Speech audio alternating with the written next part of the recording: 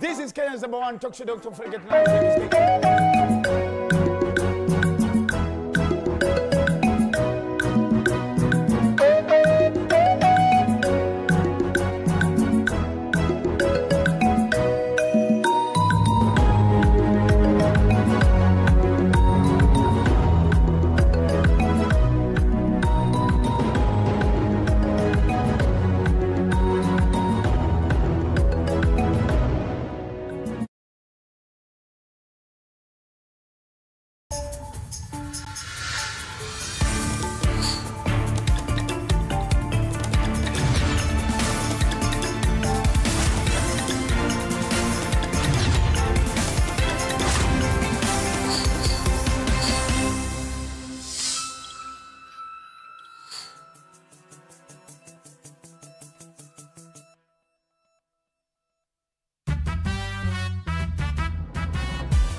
Matumaini yangu kwamba mzima popote pale ulipo katika kaunti zote 47 siku hii ya 10 ya mwezi wa Juni mwaka 2025, na kwa namna hiyo na kusabahi na kukaribisha katika awamu hii ya upeo wa TV47, ikiwa pia ni siku ya ukumbi wa siasa, tukiangazia zaidi masuala ambayo yanaibuka humu nchini kuhusiana na karata za siasa humu nchini. Lakini kwa sasa haya ndiyo yaliyo.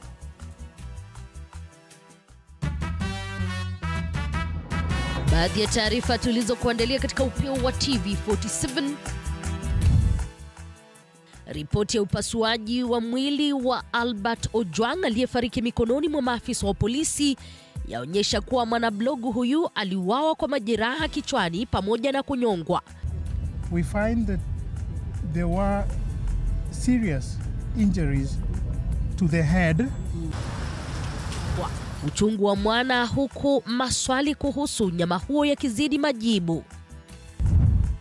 Biashara na usafiri zatatizika eneo la London mjini Nakuru wakati wa maandamano ya wakazi wakionyesha ghadhabu yao na kisa cha hapo jana ambapo mtu mmoja alifariki dunia baada ya kudaiwa kupigwa risasi na maafisa wa polisi. So we don't understand how the government is really working. Na siku ya kwanza ya kurejelewa kwa vikao vya bunge katika kaunti ya Machakos imekumbwa na makabiliano makali, huku wakilishi wadi wakizambana makofi na kuvuruga kikao cha kwanza cha bunge hilo. Kwa sababu bunge iko na taratibu zake na mikataba yake, mtupe nafasi tu. Namna kitambulisho hicho ni ishara tosha kwamba tumeng'oa nanga katika upeo wa TV47. Jina langu ni Elizabeth Mutuko. Kwenye meza ya lugha ishara yupo Roda Nyamai, unawasiliana nasi kwa 22047, mitandao ya kijamii @TV47 Kenya pale Facebook na ukurasa wetu wa X. Kauli yako siku zote inakubalika. Zaidi ya watu wawili wamejeruhiwa vibaya kutokana na makabiliano na maandamano ambayo yameshuhudiwa katika jiji la Nakuru. Wakazi wa mtaa wa London walifunga barabara ya Nakuru Kabarak wakitaka afisa aliyethibitishwa walisababisha kifo cha Daniel Nderitu almaarufu Dano hiyo jana kukamatwa. Mike Chalo anatufungulia awamu hii kwa taarifa hii.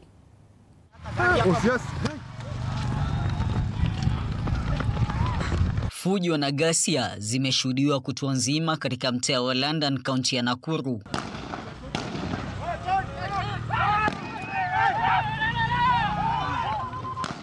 Makabiliano makali yakizuka baina ya wakazi wa mtaa huu na maafisa wa polisi. Ghasia hizi zikisababisha majeraha kwa wakazi wawili ambao wamefikishwa katika hospitali ya mafunzo na rufaa ya Nakuru.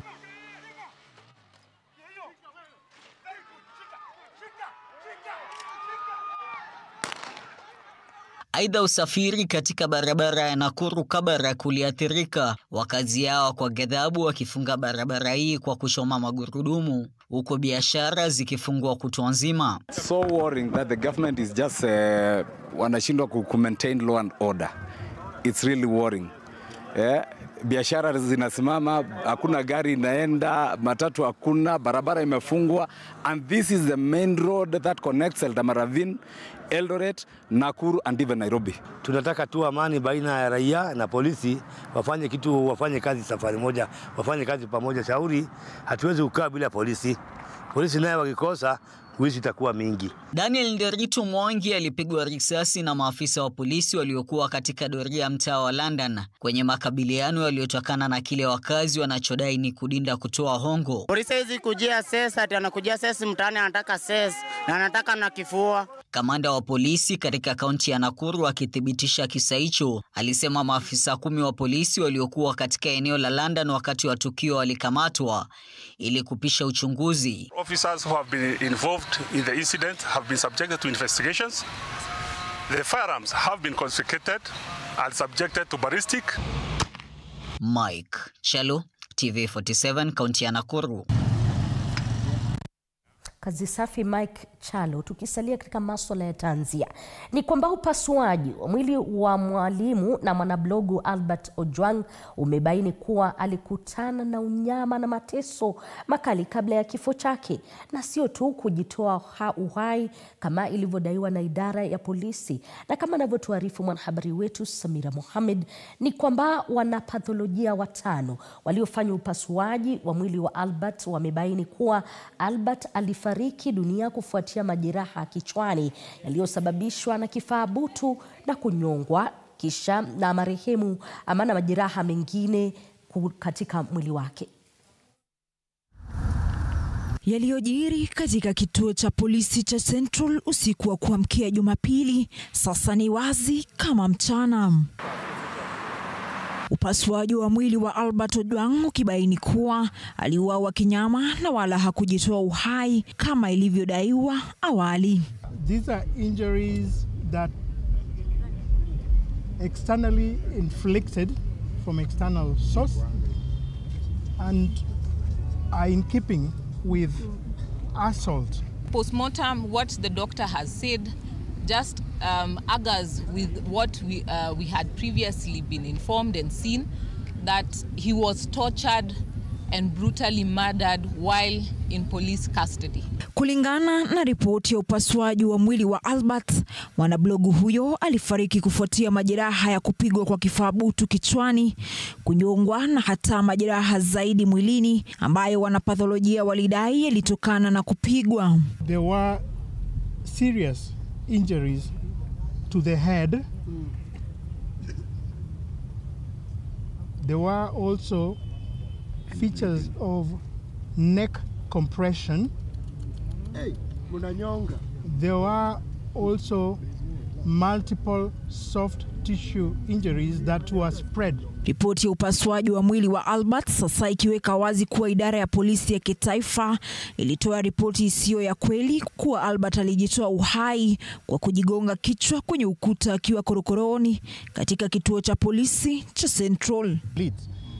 But the bleeds that we found on the scalp, on the skin of the head, was partially spread on all aspects, including the face, the sides of the head, and also the back of the head.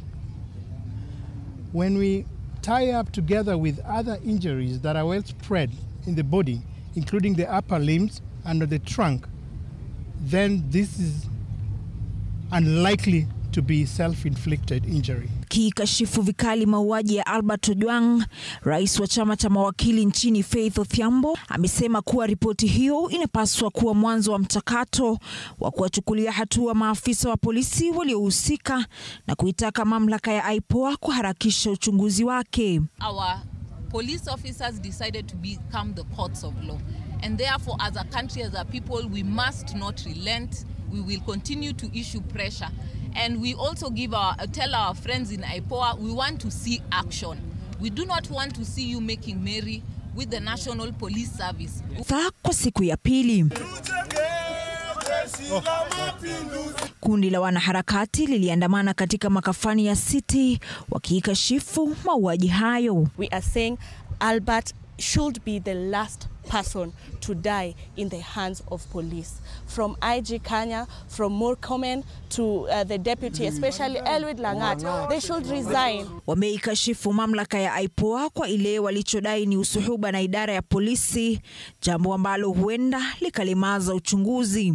IPOA, we are very, very saddened when you are issuing press statements together with the prime suspects, because the police are the suspects in the murder of Albert Ojwang. Samira Mohamed, Runinga ya TV 47, Nairobi.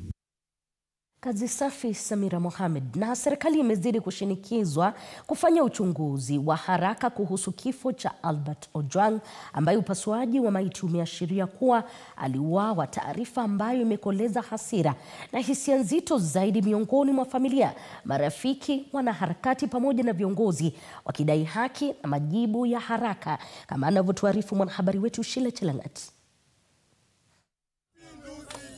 Kwa siku ya 3 mfululizo, hasira imezidi kupanda kuhusu kifo cha Albert Ojwang, ambaye upasuaji wa maiti yake umefichua kuwa aliuawa.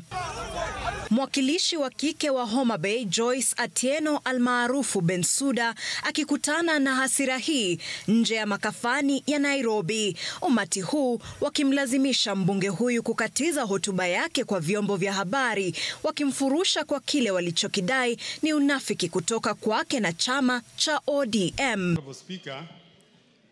Bungeni, wabunge walizamia swala hili ambalo limezidi kuibua maswali mengi, wakitaka ripoti kamili ya kuelezea ni kwa nini maafisa wa polisi walimkamata marehemu Ojwang na kumhamisha kutoka kaunti ya Homa Bay hadi Nairobi, na ripoti kutoka kwa IPOA kuhusu uchunguzi unaoendelea. You want us to speak about these issues until when? Surely, can't we lead the country into making the right decisions on how to handle protesters, how to handle arrested people, how IPOA, Mr. Speaker, can do their job without being interfered with, Mr. Speaker? Because last month they told us they are investigating those who kill people in Angata Baragoi. To date, we don't know who it is. How difficult is it to tell the country, even just to know, who are these officers that went for Albert in Homa Bay? Up to now, we don't know who they are. There is a police cell there in Oyugis, there's a police cell in Homa Bay, there's a police cell in Kisii, there's a police cell in Kisumu. There are so many police cells around there, Mr. Speaker. Why this particular police station? Isitoshe, kisa hiki kimezidi kukashifiwa vikali mitandaoni, huku viongozi na wanaharakati wakitaka haki kutendeka. Baya Ojwang anasema alikuwa akichimba mawe. Amechimba mawe paka mikono yake imemea sugu, paka ameingia maradhi kusomesha mtoto. Na mtoto amefika katika productive stage. Alikuwa mwalimu, anasaidia familia. Ni jambo gani ambalo lilitokelezea mpaka tukaweza kupoteza huyu kijana wetu? Jambo la 3, tunataka CCTV za seli zifanywe hadharani na zisiharibiwe kwa namna yoyote. What does it benefit you as a leader when you see those kind of tears? What do you gain by doing such kind of an animalistic thing to a fellow Kenyan? Ojwang alifariki akiwa kizuizini katika kituo cha Central jijini Nairobi, kesi ambayo imevutia umma na wito wa uwajibikaji. Shile Chelangat, Runinga ya TV 46. Tukiondoka katika masuala hayo, ni kwamba kwa mara nyingine kizaazaa kimeshuhudiwa katika bunge la kaunti ya Machakos na kusababisha kusambaratika kwa kikao cha kwanza cha bunge hilo tangu kufungwa miezi miwili iliyopita. Sintofahamu ilianza pale ambapo Spika Ann Kiusya alitangaza mabadiliko ya uongozi kwa upande wa walio wachache bungeni humo, na punde tu alipoanza kutangaza mabadiliko ya uongozi wa upande wa walio wengi, wawakilishi wadi wa chama cha Wiper waliyapinga wakisema kuwa hakukuwa na mabadiliko yoyote ila njama ya Spika Ann Kiusya kuvuruga uongozi wa chama hicho. Katika bunge la Machakos tunatumia kitu inaitwa standing order. Tunataka nini? Standing order. Na hizo standing order ndio zinatueleza venye tutafanya kazi. Na kwa hivyo tuko na session ya saa 8:30. Sisi watu wa Wiper na wale wanatufanya nini? Wanatusupport. Tuko na amani. Tutatumia sheria ya bunge kutekeleza wajibu wetu. Hatutaki kurushiana maneno, hatutaki vita. Sisi ni watu wa amani na waomba tu kwa amani. Mturuhusu tufanye nini? Na kwa sababu wameleta vita hapa, sisi kama wananchi tumesema wacha tuwafungie waende nje wakasikizana wataleta. Kuna kazi tulifanyiwa na hawa wabunge. Na every think tukienda kukosa kusikizana. Sisi wenyewe tumesema wananchi tutakuja tufunge bunge. Kwa nini wanakuja kupigana? Sisi hatutaki hiyo. Kutokea leo. Watoke nje wote. Watoke nje wote. Wote mangmale. Na muungano wa walinzi wa binafsi umetoa wito kwa serikali kuingilia kati kuhusiana na swala la mishahara, wakiomba kuwe na mchango na kiwango maalum cha chini cha mishahara cha mlinzi wa kibinafsi. Muungano huo umekashifu watekelezaji wa sekta hiyo kushindwa kushughulikia masuala na changamoto wanazozipata walinzi wa binafsi. Kwa sasa wanaomba serikali kushughulikia matakwa yao, kwani wamechoka kuzungumza na kuzungushwa kila mara bila mwelekeo wowote. Tulipata 6% ya minimum wage by the government presidential degree. Hiyo minimum wage hadi wa leo haijakuwa complied with most of the employers. Katika industry kuna waajiri ama employers zaidi ya 2,000. So wale ambao wamecomply na minimum wage ni kampani dogo, tuseme 5 ama 6. Bawabu wako tayari kuchangia mambo ya sako because sako ni hao. Bali shida ni kwamba wale ambao hawalipi minimum wage wanachukua kazi ya wale ambao wanalipa minimum wage. Na hiyo ndio challenge kubwa. Kwa hivyo jambo ambalo tunafanya tutafute Mheshimiwa Rais. Sisi kama viongozi wa babu katika nchi ya Kenya, tumepika domo, tumefika kelele, tumeandikia Ministry of Interior, barua tumeandikia Ministry ya Labor na hakuna intervention. Imekuwa ni kutangaza mambo ya minimum wage alafu inakuwa ni story. Hakuna yule ambaye anafanya enforcement. Tunataka hii mambo tuko naye, challenge ambayo tuko na hii industry tuelekeze kwa nani? Kwa Mheshimiwa Rais. Kwa sababu yeye alisema yeye ndio mwenye bottom up.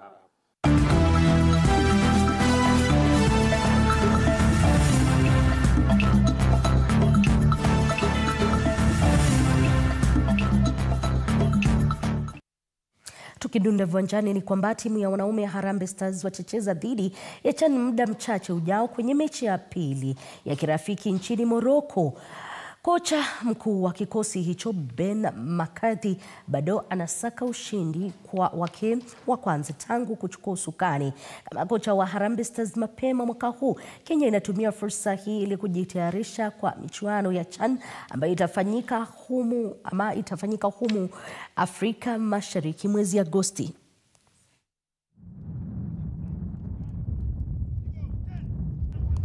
The national break is finished.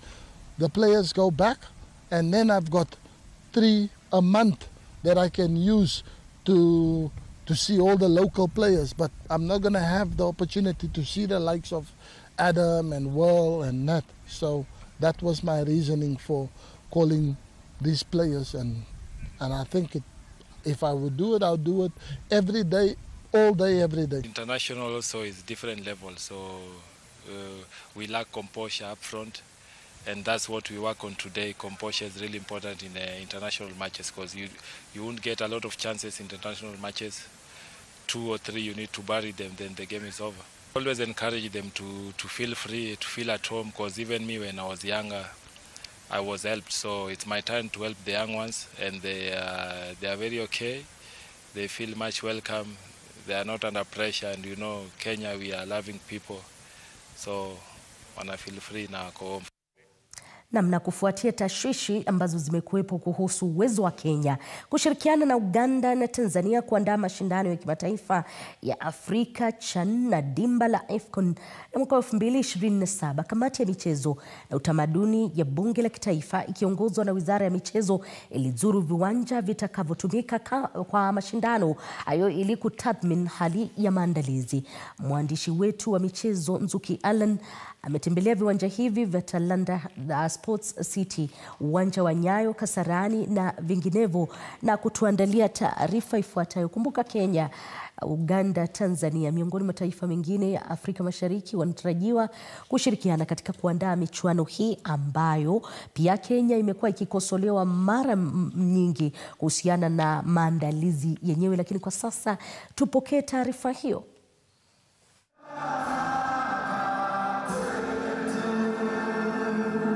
Maandalizi ya michuano ya Chan yamepiga hatua kubwa Licha ya tetesi za awali kuwa Kenya haiko tayari, sasa viwanja vinafikia ukamilifu na kila kitu iko kwenye mkondo mzuri.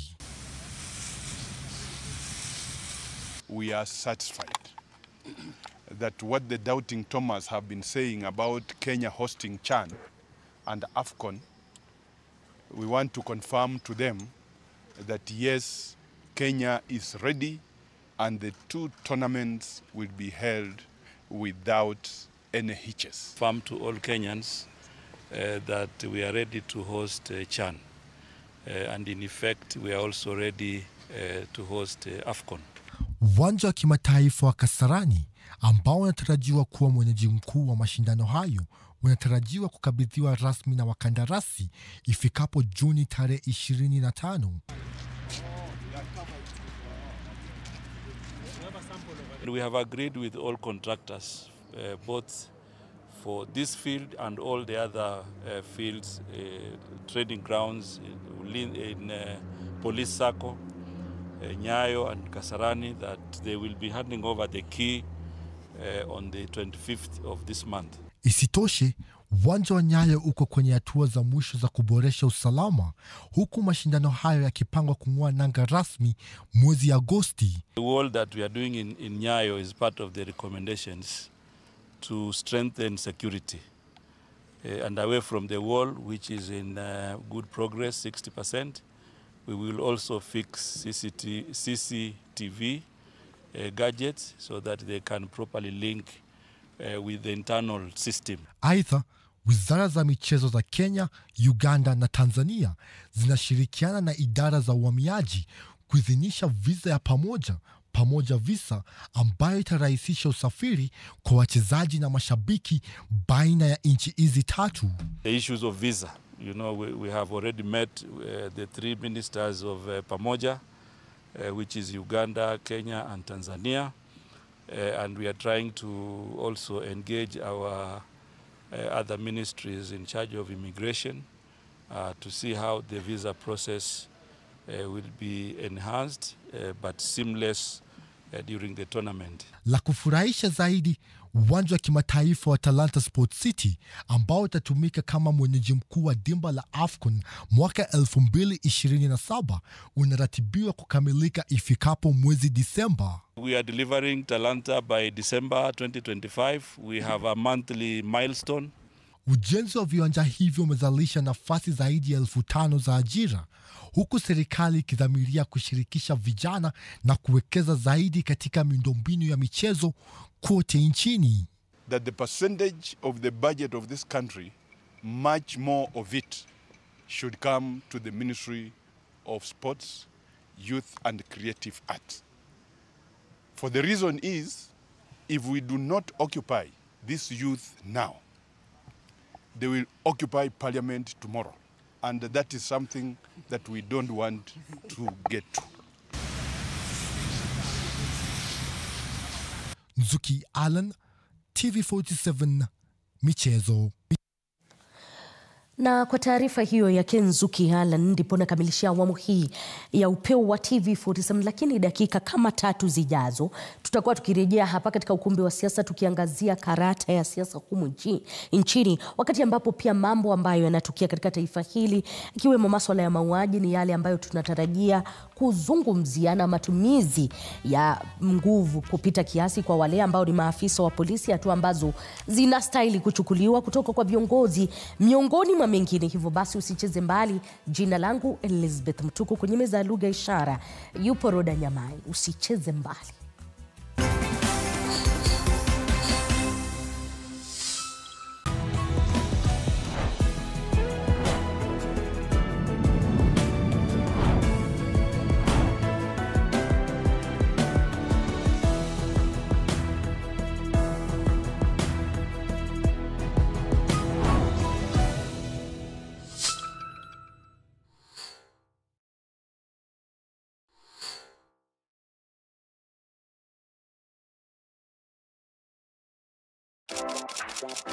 This